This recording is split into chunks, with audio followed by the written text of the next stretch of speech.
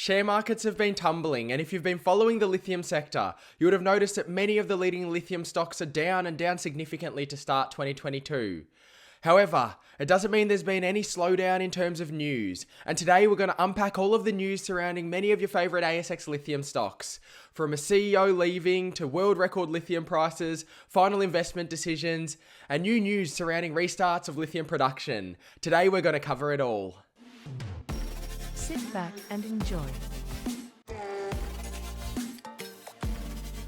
And so here we have it. First up, Liontown Resources.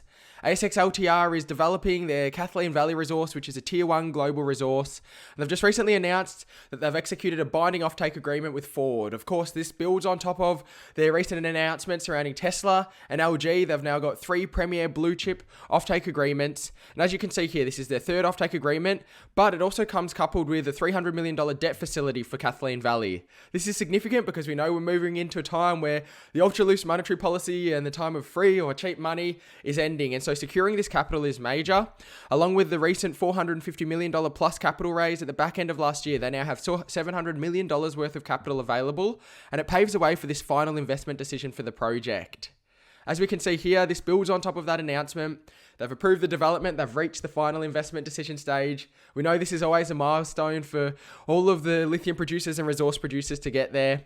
They've now got their high caliber foundational agreements with those 3 big name players globally. First spodumene concentrate expected for Q2 in 2024. They're now undergoing all of the key focuses. And it's worth noting as well that each of the agreements at full scale is going to be worth 150,000 tonnes per annum. They're aiming for about 500,000 tonnes per annum worth of production at nameplate. And so what that means for the initial stage, what that means is they may have a little bit of latent supply to sell into spot, which will be fascinating as well. We've all seen everything that's played out with Pilbara and their ability to sell into the battery materials exchange auction that they've set up.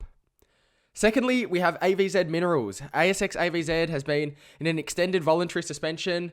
There's questions about would they, won't they come out of it on the 1st of July. They've now extended this until the middle of July. So this will be on the 15th of July, unless news comes out before that. There's still uncertainty about everything that's playing out. There was an arbitration update that the company put out in the middle of June. You can read through that if you want some more insight about where things currently sit, but there still is uncertainty surrounding the AVZ story. I'd love to know your thoughts on AVZ and all of the other lithium news that we discussed today, so drop in a comment below. Let us know what you've been making of it all.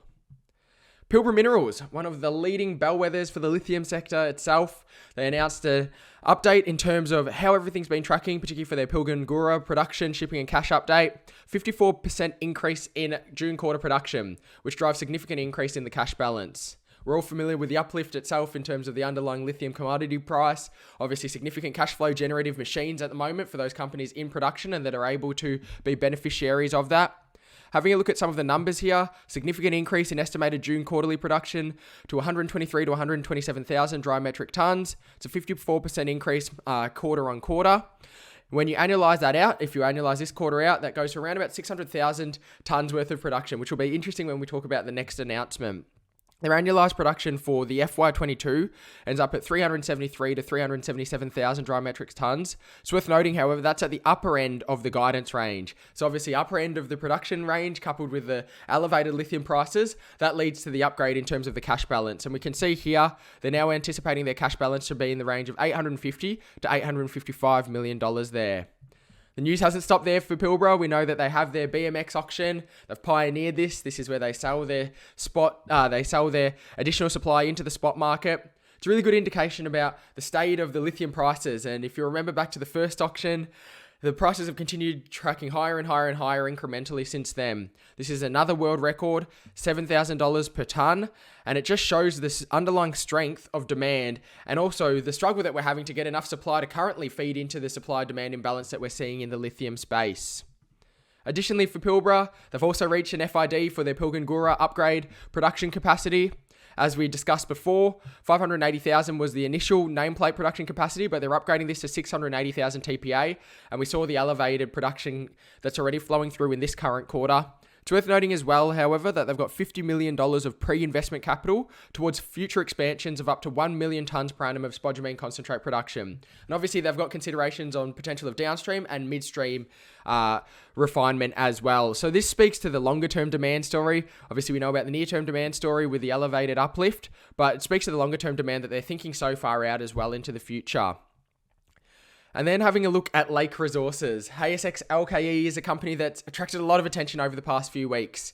We all know about the story with Lake. We actually did a video diving into everything that played out with Lake as this news broke. If you haven't seen that, we'll leave a link up above that you can check out after this video. But essentially for the story, there was this announcement that was put out on the 20th of June. Stu Crow, who's the chairman, will be serving as executive chairman for 6 months. There were some insights about everything that was playing out, but this line in particular attracted a lot of attention. That as part of the transition to the North American focus, the current managing director, Steve Promnitz, who's really helped to drive the development of Lake throughout these past few years, will develop after establishing Lake's dominant position. There was a significant sell-off on the back of this news, uncertainty about what was happening with the LKE story, and then Lake put this out 3 days later to basically provide some clarification to investors in the markets about what was playing out. As you can see here, they informed the market that they were interviewing potential CEO and managing director candidates with project development to production experience, and they've provided the clarification that the timing of Mr. Promnitz's resignation was of his own volition. And so they've reaffirmed that nothing has changed in respect of their desire to progress development of Kachi. They've got a number of other projects in the lithium triangle as well to meet the rising demand in the US and other Western markets. So some potential upcoming catalysts that they've outlined. Obviously, the potential CEO and MD candidates will continue to be met with. Negotiations, they've got Hanwha and Ford in terms of MOUs.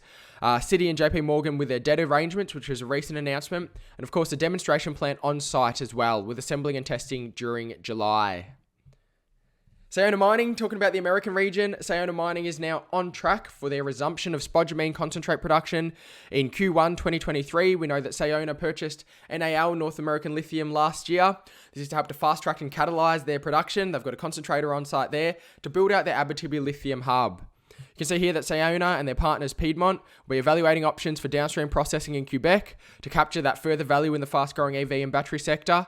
And it speaks to the demand that they're seeing in the North American market. So Brett Lynch, their CEO, stated, "We're delighted to put the seal on the plan to launch North America's first local spodumene production amid growing demand from both Canada and the United States for local and sustainable sources." If you're interested in more about the Sayona story, we've interviewed Brett Lynch recently, so we'll leave links to those videos as well. So there's plenty for you to check out after this. Staying in the North American region, Arizona Lithium. They're an early stage developer there, but they've signed a lease for a world-class lithium research center.